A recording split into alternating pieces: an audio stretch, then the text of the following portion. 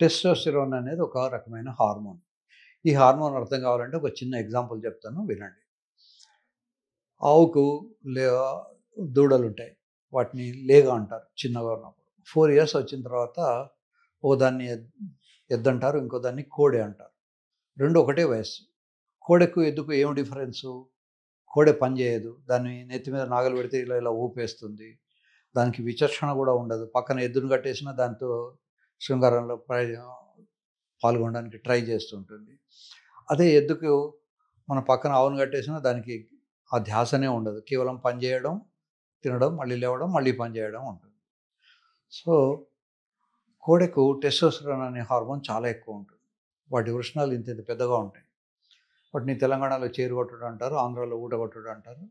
మొత్తానికి వాటిని డ్యామేజ్ చేస్తారు. ఆ డ్యామేజ్ చేసిన తర్వాత అది పశువు గనుక బతుకుతుంది. మనుషులైతే చచ్చిపోతారు ఆ నొప్పికి. సో, అది వారం రోజుల తర్వాత మళ్ళీ లేచి తిరుగుతుంది.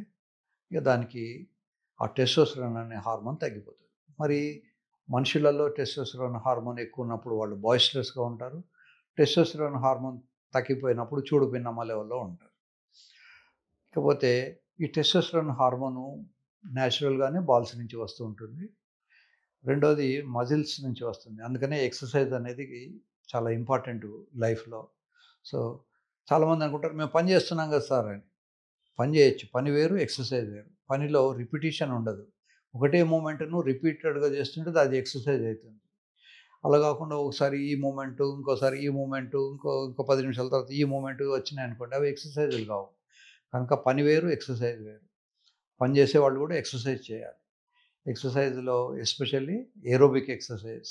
మీ అందరికీ ఈ కాలంలో గూగుల్ అంటే తెలుసు. గూగుల్‌లో మీరు టైప్ చేసి చూసుకోండి. ఏరోబిక్ ఎక్సర్సైజ్ అంటే రన్నింగ్, జంపింగ్, స్కిప్పింగ్, స్విమ్మింగ్ ఇవన్నీ కూడా ఏరోబిక్ ఎక్సర్సైజ్. ఇలాంటి ఏ ఎక్సర్సైజ్ చేసినా మంచిదే. సో, టెస్టోస్టెరాన్ హార్మోన్ రావాలనుకుంటే ఎక్సర్సైజ్ చేయండి. తర్వాత మామూలుగా ప్రోటీన్ తీసుకోండి. ప్రతి కిలోకు 1 గ్రామ్ ప్రోటీన్ వచ్చేట్టు. రెండో పాయింట్ ఇంజెక్షన్స్ తీసుకోవచ్చునా? ఒకప్పుడు తెలిసి తెలియని వైద్యం చాలా ఉండేది సొసైటీలో.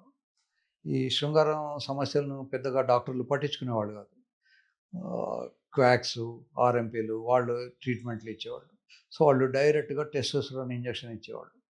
ఈ డైరెక్ట్‌గా టెస్టోస్టెరాన్ ఇంజెక్షన్ ఇస్తే బాడీలో తయారయ్యే టెస్టోస్టెరాన్ తగ్గిపోతుంది. అంతేకాదు పొరపాటున వాడికి ఏదైనా ప్రాస్టేట్ క్యాన్సర్ ఏదో ఉంటే అది ఫ్లేర్ అప్ ఎక్కువైపోతుంది.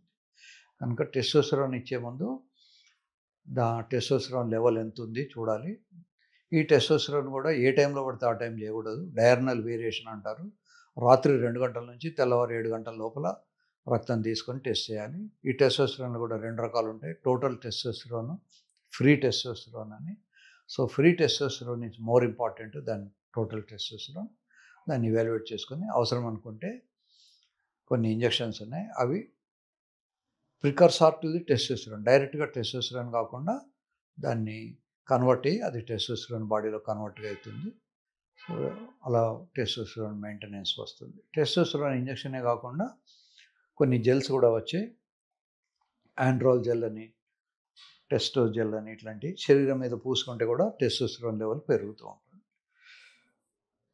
So, testosterone is not a big issue. తర్వాత టెస్టోస్టెరాన్ కరెక్ట్ చేసినంత మాత్రాన ఎరెక్టైల్ డిస్‌ఫంక్షన్ ఈడీ కరెక్ట్ అవుతుంది అనుకోవడం పొరపాటు.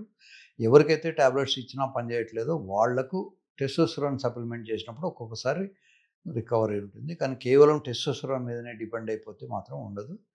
కనుక టెస్టోస్టెరాన్ అనేది మంచి హార్మోనే కానీ it is mostly misused. Natural ఫుడ్స్‌లో ఇందాక నేను చెప్పినట్టు దానిమ్మ పళ్ళు వగైరా వాటితోటి వస్తుంది. ఫుడ్ వల్ల కన్నా కూడా ముఖ్యంగా మనిషికి 2 సోర్సెస్. ఒకటేమో బాల్స్ నుంచి వస్తుంది. ఈ బాల్స్‌ని టైట్ అండర్‌వేర్ వేసుకోకుండా ఉండడం మంచిది. ఇక రెండోదేమో ఎక్సర్సైజ్ చేసినప్పుడు మజిల్స్ నుంచి కూడా వస్తుంది. ఇవి 2 నేచురల్‌గానే వచ్చాయి.